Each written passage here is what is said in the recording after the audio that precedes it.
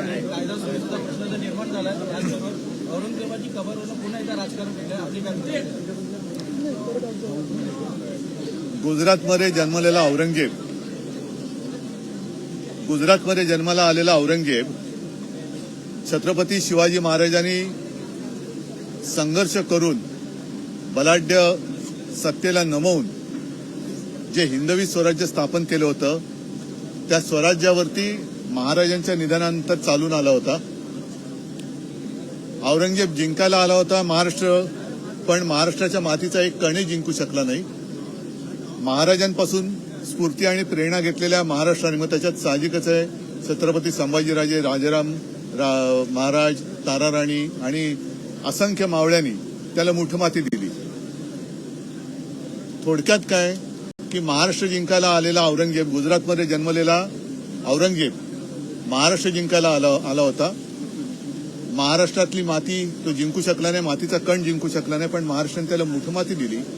अशा औरंगजेबाचं समर्थन कोणीही शिवप्रेमी करणार नाही. त्याच्यामुळे जर कोणी त्यांचं थडगं उखडण्याची भाषा करत असेल तर नुसती भाषा किंवा आंदोलन करण्यापेक्षा डबल इंजिन सरकार जे आहे ते नुसतं वाफा सोडतंय का? कारण मुख्यमंत्र्यांनी ही कबर उखडण्यामध्ये असमर्थता दाखवलेली आहे आणि त्याला केंद्राचं संरक्षण आहे. म्हणजे केंद्र सरकार औरंगजेबाच्या थडग्याला संरक्षण देणार असेल तर मग केंद्र सरकारला विचारलं पाहिजे किंवा भारतीय जनता पक्षाला आम्ही विचारतोय तो औरंगजेब तुमचा कोण लागतो? आणि दुसरी गोष्ट अशी की औरंगजेब असो, अफजल खान असो, ही छत्रपती शिवाजी महाराजांच्या पराक्रमाचे पुरावे आहेत.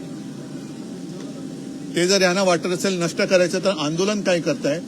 तुम्ही सरकारकडे जा, मोदींकडे जा आणि मोदींना म्हणा की गुजरातमध्ये जन्माला आलेला औरंगजेब जो महाराष्ट्राने त्याला मुठमाती दिली ती कबर तुम्ही उद्ध्वस्त करा.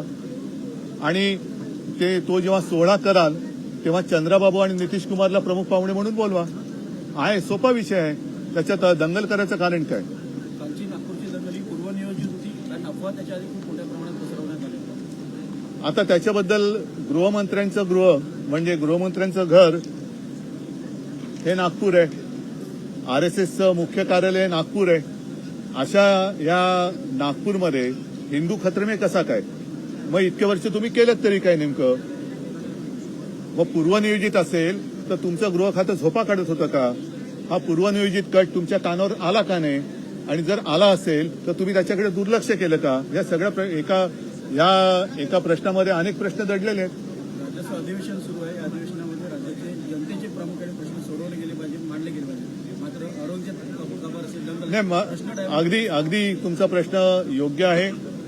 सरकार त्याचं अपयश लपवण्याचा प्रयत्न करते आणि हे अपयश लपवण्यामध्ये आणखीन अपयशी ठरते.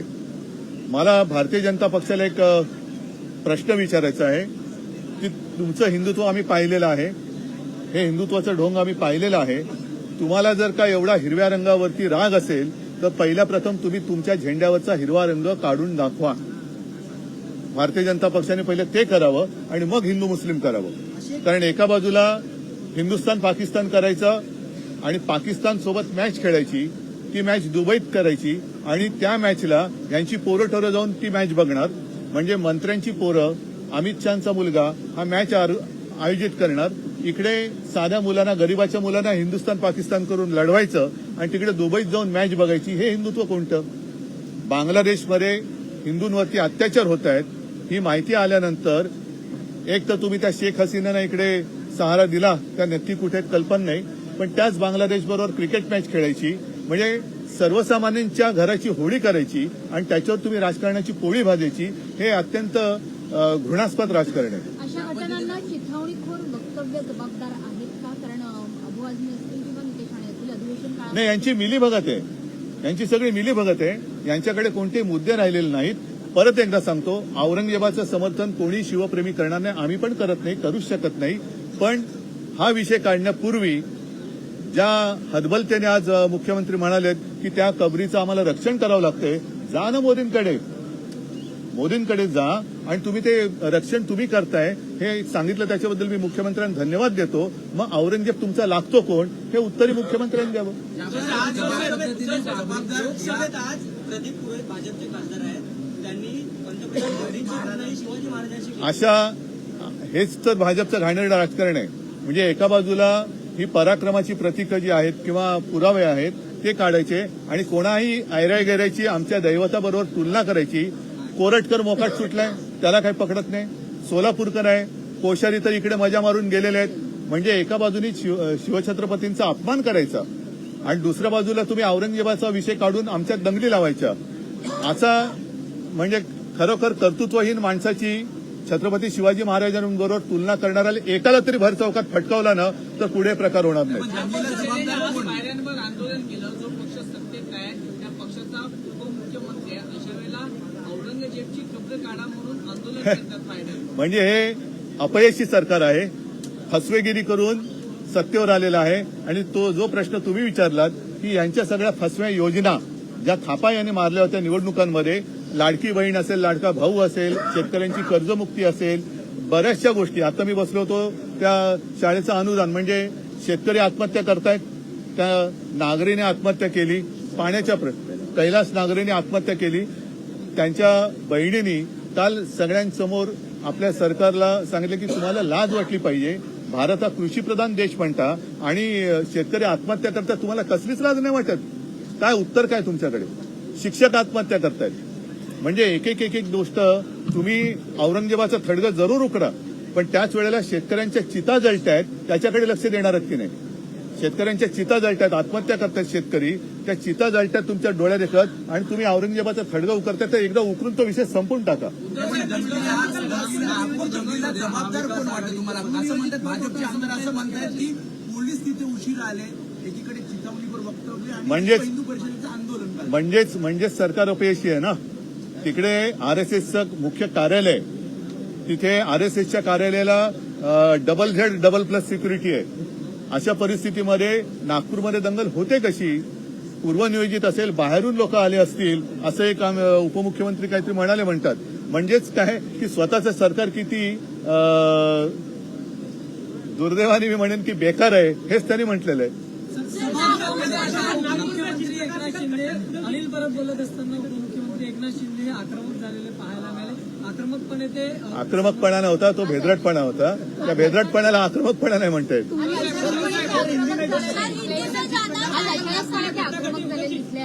अहो, त्याला आक्रमकता म्हणत नाही हो, त्याला भेदरटपणा म्हणतात.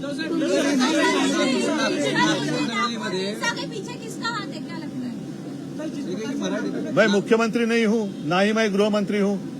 तो मुख्यमंत्री जो है, मुख्यमंत्री जी को पूछो किसका हाथ है, क्योंकि आरएसएस का मुख्यालय वहाँ है.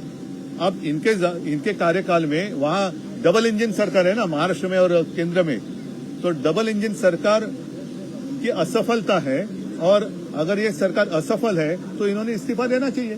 सर, भाजपा ने कहा कि ये हिंसा है जो ये साजिश की ओर इशारा करती है. साजिश की ओर इशारा करती है. किसकी साजिश है? किसकी साजिश है? और इसलिए मैंने कहा कि जिसका जन्म गुजरात में हुआ था, ऐसा औरंगजेब, जब हमारे छत्रपति शिवाजी महाराज उनके पश्चात महाराष्ट्र के ऊपर उन्होंने आक्रमण किया था और महाराष्ट्र में उनकी कब्र बांधी गई. बार बार कहना ठीक नहीं, लेकिन सच्चाई है कि गुजरात में जिसका जन्म हुआ था वो औरंगजेब महाराष्ट्र के खिलाफ, छत्रपति शिवाजी महाराज जी के खिलाफ जो महाराष्ट्र में आए थे वो वापस आगरा नहीं जा सके. तो अब 400 साल पुरानी बात अब निकाल रहे हैं तो निकालो और इमीडिएट जो भी वहां उनकी कब्र है उखाड़ डालो. लेकिन उस वक्त चंद्रबाबू नायडू और नीतीश कुमार जी को जरूर बुलाइए. लगातार जिस तरीके से बयान मिनिस्टर जो मंत्रियों द्वारा आ रहे थे, कौन से बयान?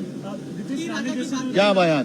जो लगातार औरंगजेब का मुद्दा छेड़ रहे थे, नीतीश राणे हो, राजा हो, क्या लगता है कि प्रमुख कारण बना इस पूरी हिंसा के? नहीं, मैंने कहा ना कि उन्हीं की सरकार है ना. चिल्ला चिल्ली नाटक ढोंग क्यों कर रहे, नाटक क्यों कर रहे? जाओ मोदी जी के पास. और नहीं और जो बुलडोजर यूपी में चला रहे थे वैसा बुलडोजर चलाओ ना, किसने रोका है?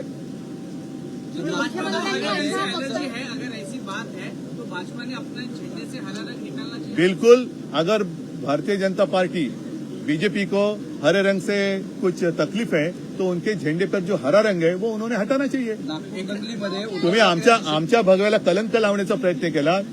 शिवसेनेचा भगवा जो शिवछत्रपतींचा भगवा आहे त्याला कलंक लावण्याचा प्रयत्न केला आणि तुम्ही आम्हाला हिंदुत्व शिकवता. तुमच्या झेंड्यावरचा पहिला हिरवा काढा. एकनाथ शिंदे ठीक आहे. अनिल परब यांना उद्देशून असं बोलले की तुम्ही आणि अनिल परब हे नरेंद्र मोदी यांना भेटायला गेला होता आणि माफी हो तेव्हा एकनाथ शिंदे हे मोदींच्या कचरा डस्टबिनमध्ये होते, आम्हाला कळलंच नाही. चला धन्यवाद. जय जय